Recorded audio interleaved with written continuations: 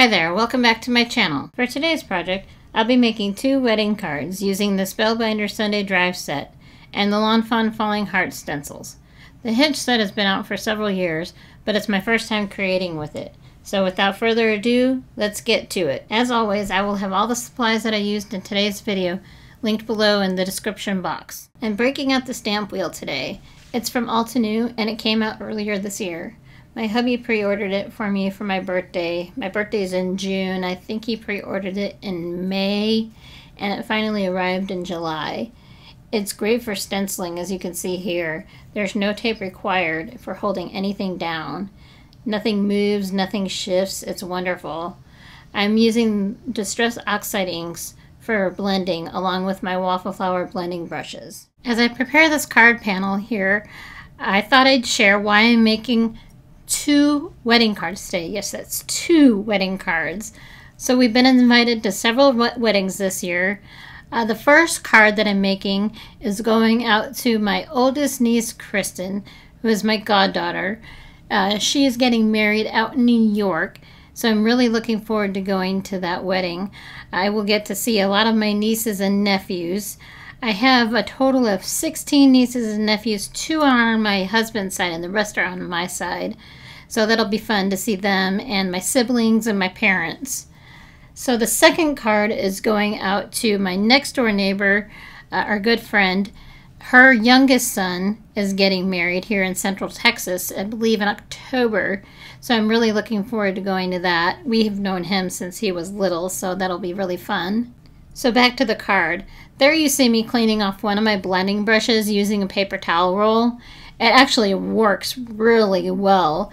I picked that trick up from the one and only Kathy Zilski.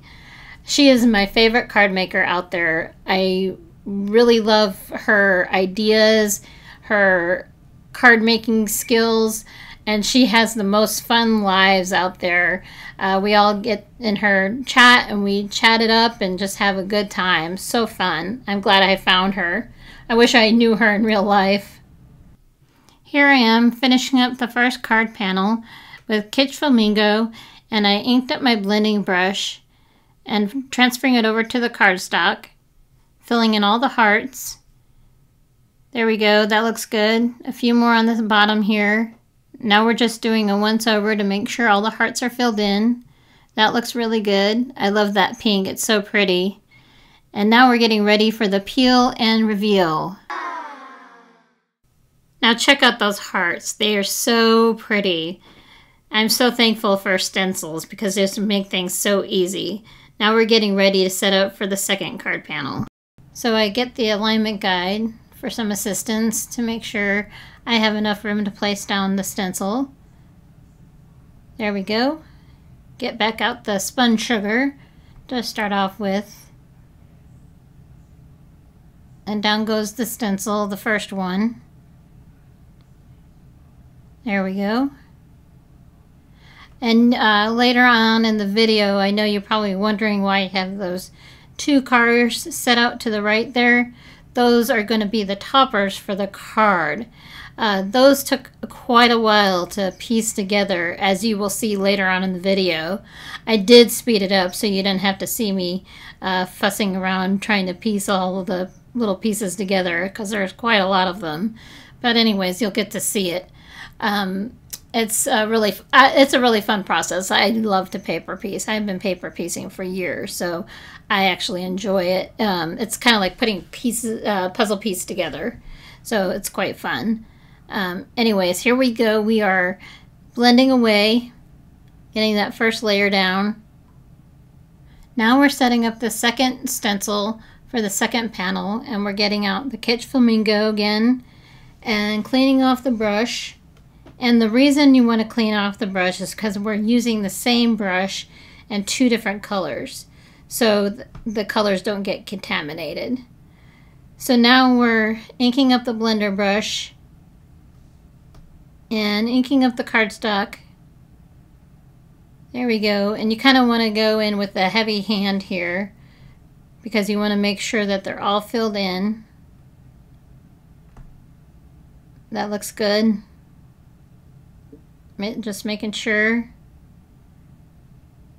While I finish up the ink blending here, I thought I'd share what kind of cardstock I'm using.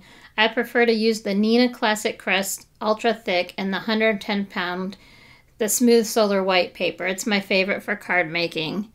Now we're getting ready for the peel and reveal. These two card panels are now done. I was just noting some ink smears in the white areas of this card panel, so I'm taking my retractable eraser tool from Altenew to clean them up. It works really nice for stuff like that. If you want to clean your low-tack sticky mat, just run it under warm soapy water. Now for the fun part. Let the paper piecing commence. I told you this took a while, so I sped up this part of the video. I still hope you enjoy it. Here we go with the paper piecing. This is what I was talking about with a lot of pieces. I put them on the tray and in that little bowl there so I didn't lose them since there was a lot. I cut them off camera because I didn't think you wanted to see me die cutting out all these little pieces. I used the original Gemini from Crafter's Companion. That's my favorite die cutting machine. I prefer the original Gemini over the Gemini Junior because I can just put more on the trays to cut. Anyways, you can see me assembling the cars here. I had a little trouble picking out colors for the cars, so what I ended up doing is I went over to Pinterest and then I went over to YouTube to collect some ideas, and this is what I came up with. I'm using the gold and silver matte cardstock from Simon Says. The rest is from my stash, and Lawn Fawn, the glitter cardstock's from Lawn Fawn, so I think it all came together really nice. It just looks so pretty. Now that the cards are all assembled, I'm ready to get the cards ready. So I'm using these top folded note cards from Hero Arts. These are a great time saver. No cutting, no scoring. They're already ready to go. So I'm getting out my Altenew foam tape. I love this tape. It's a nice big giant roll and it lasts a long time. And I'm using my fine detail scissors from Simon Says. I want to cut the tape. I don't want to tear it. It looks nicer when you cut the tape out. So here we go. We are lining up 4 strips on the back of the card panel. There we go. Almost done. 2 more to go because we want it nice and even. 1 more. There we go. That's done. And I did the same thing to the other card that I didn't show.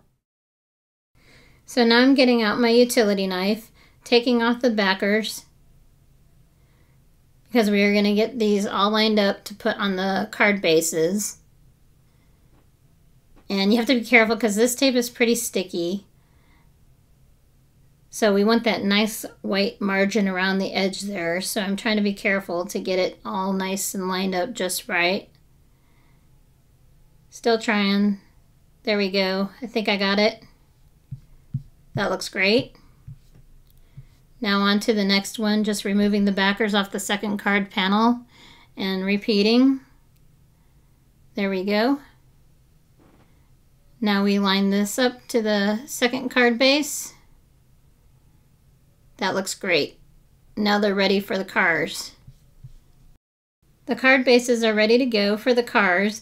So here I am adding the foam tape to the back of the cars because I want them to pop off the cards.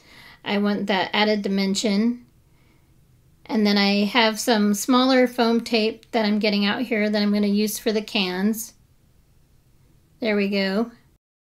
I also just wanted to say thank you for watching my video and hanging out with me today. I also wanted to thank you for subscribing to my channel and thumbs upping and watching my videos. I hope to be producing 2 videos a week. That's my goal right now. I've been card making in my craft room for 15 years, so I'm just now starting to get out onto YouTube. So I'm a little nervous, so I hope it comes off okay. I hope you enjoy these cards. Thank you.